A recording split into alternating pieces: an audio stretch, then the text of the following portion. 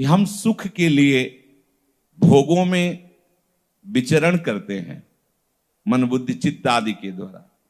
संकल्प बन जाने पर शरीर के द्वारा क्रियाएं करते हैं, पर हम खाली रहते हैं। वास्तविक जो हमें चाहिए वो नहीं मिलता।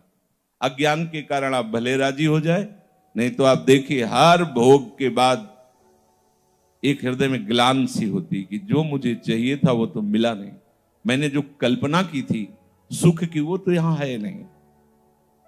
जब गुरुजनों के द्वारा, शास्त्र के द्वारा उसे पता चलता है कि असली सुख तो मेरा स्वरूप ही है, मैं स्वयं हूं, ईश्वर अंश, जीव विनाशी, चेतन अमल, सहज सुख राशि। सच्ची मानिए, जिस दिन तुम्हारे हृदय में कोई चाह नहीं होगी विषय की भोगने की, उस दिन जो तुम्हें सुख मिलेगा वो ब्रह्मा को भी नहीं, चाह करने वाले ब्रह्मा को भी नहीं। चाह करके कभी उस सुख का कोई अनुभव नहीं कर सकता।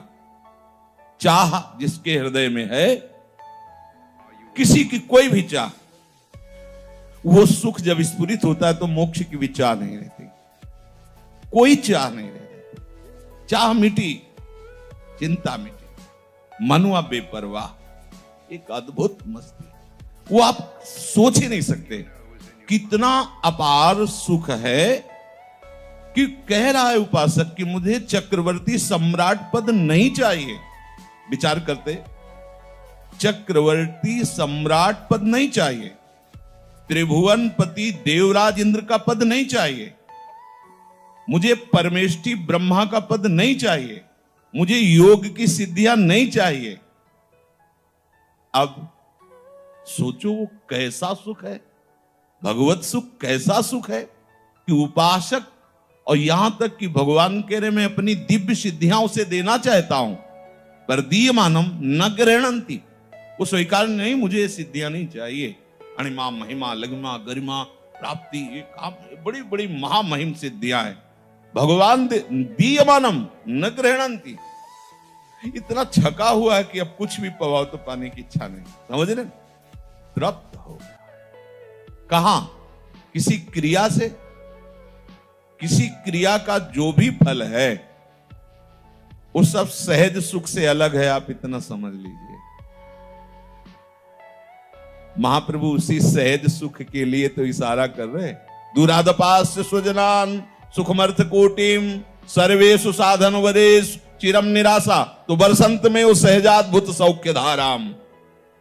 किशोरी मात मानम, हम जिसे आत्मा कहते हैं वही हमारी प्राणेश्वरी किशोरी जी है। सहज सहज सुख की वर्षा। अब इस सहज सुख की वर्षा का परिचय भगवत कृपा से प्राप्त होता है। भगवान कह रहे हैं, कोई आश्चर्य, ये मैं भटक रहा था सुख के बिंदु आभास में, और मेरे घर में ही सुख समाया हुआ है, सुख समुद्र है, कहां मैं भटक रहा था। कबीरदास जी बड़े महापुरुष हुए हैं।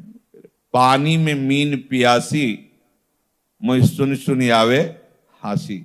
मुझे बड़ी हंसी आ रही है कि अथाह समुद्र में मछली पड़ी हुई है पर वो प्यास से तड़प रही है। अब इससे ज्यादा अज्ञान और क्या हो सकता है। पानी में मीन प्यासी, मोहि सुन सुन आवे हासी।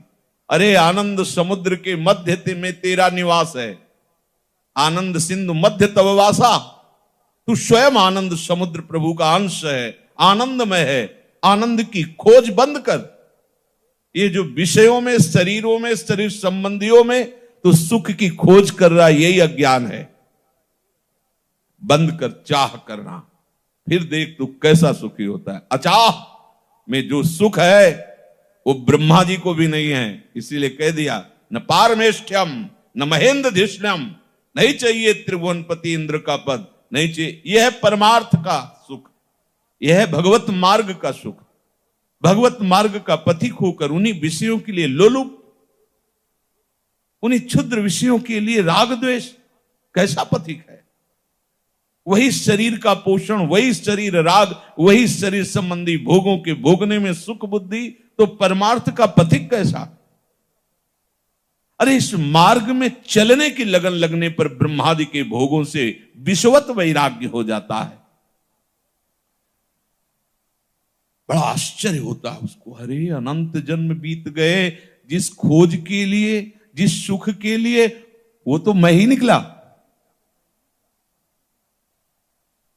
जैसे नहीं कहते कि अगर वस्तु घर में खोई है तो बाहर जिंदगी भर ढूंढते रहो, नहीं मिलेगी, घर में लौटना पड़ेगा। बिल्कुल ऐसे ही समझो, ये जो इस स्वभाव, सूक्ष्म शरीर अंतःकरण, स्थूल शरीर पांच भौतिक देह और इसके भोग और इसके संबंधी, इसमें जो फंसे हुए हो, कभी सुख नहीं मिल सकता, किसी को नहीं मिला। बड़े बड़े जो चक्रवर्ती सम्राट थे, जब रहस्य जाना तो ताज उतार के रख दिया और भिक्षुक बन करके वन वन में डोले, उस परमात्म तत्व के लिए समस्त भोगों का त्याग किया, क्योंकि इनमें है ही नहीं सुख, ये स्वाप्निक है, ये कल्पनामय है। अब उसको आश्चर्य होता, अरे मेरा शांत हो गया है, आनंद की बाढ़ आ रही है, हृदय से बार बार निकल, अब कृत्य कृत्य भयो, कुछ नई वस्तु प्राप्त हुई क्या?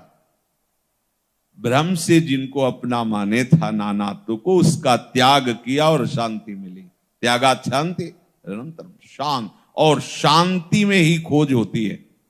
अशांत पुरुष, जल को हिला दीजिए, मटमैला हो तो नीचे क्या पड़ा है नहीं समझ में आएगा, पहले उसे शांत होने दीजिए, दूसरी बार निर्मल होने दीजिए। शांत और निर्मल जल में नीचे क्या दिखाई देगा, ऐसे शांत और निर्मल हृदय में उसका प्रतिबिंब पड़ता है आत्म स्वरूप का। अब बिंब और प्रतिबिंब एक ही हो गया। कैसा अपार! ये जो बड़े बड़े महापुरुष जन डूबे रहते हैं, ऐसी स्थिति की आंख खोलना भी उनको भार लगता है। रूप माधुरी में जैसे निर्बल चीटा गुड़ के उस जो गीला हो चुका है हिस्सा, उसमें ऐसे चढ़ जाए, फिर वो निकल नहीं सकता, क्योंकि उसकी पतली टांगे उसी में फंस जाती, वो निकल नहीं पाता।